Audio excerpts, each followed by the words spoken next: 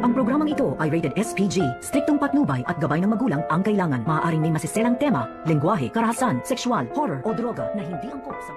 Narito na nga ating pakabangan ngayong Biyernes sa abot kamay na pangarap.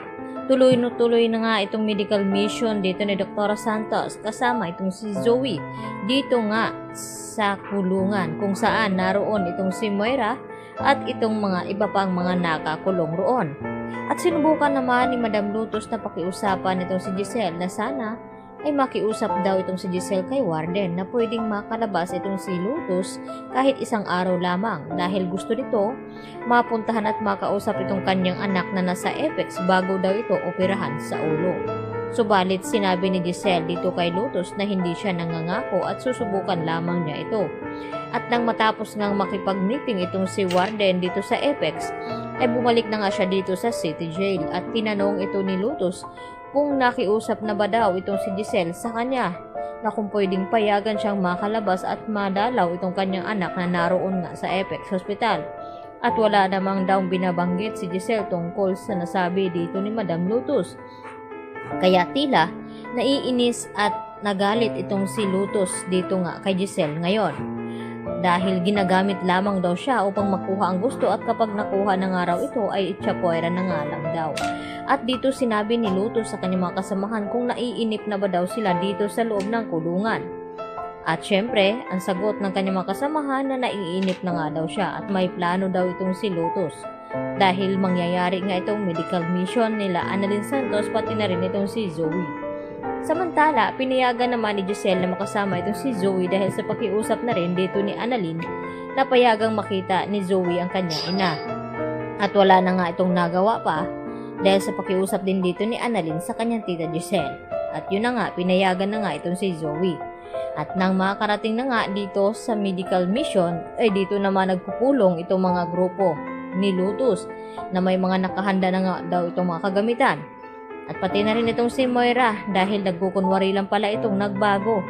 Dahil may sorpresa nga daw siyang nakahanda para dito kay Annalyn. At yun na nga, nang makita nga dito ni Annalyn at ni Zoe itong si Moira ay nagkukunwari na nagpapaawa effects ito upang pakawalan nga siya at ilabas dito sa kanyang selda. At nagdesisyon naman itong si Giselle na subukan daw nilang ilabas sa selda itong si Moira. Titingnan daw niya kung anong reaksyon ni Moira kapag nakita niya at nakaharap itong si Lynette.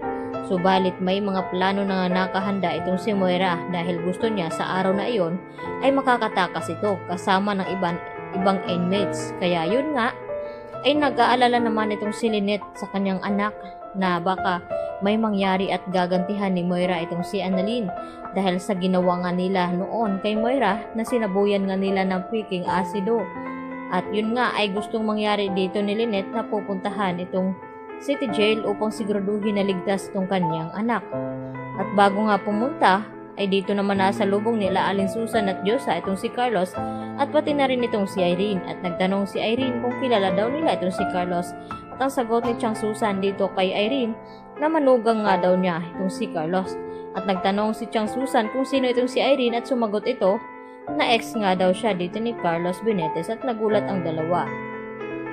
Sa kabilang banda, sinasamahan naman ni RJ na pumunta itong si Lynette dito sa City Jail.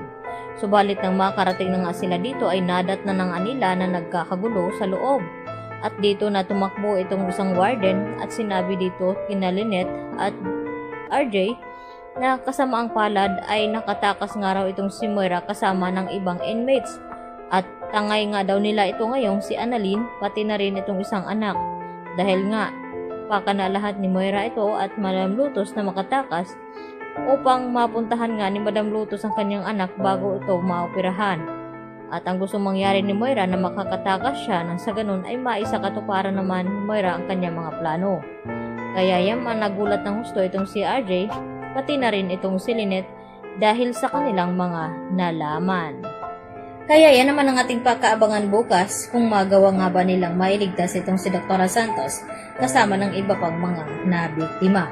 Yan lang po at marami pong salamat muli sa inyong panonood dito sa aking munting channel. Hanggang sa muli, maraming salamat.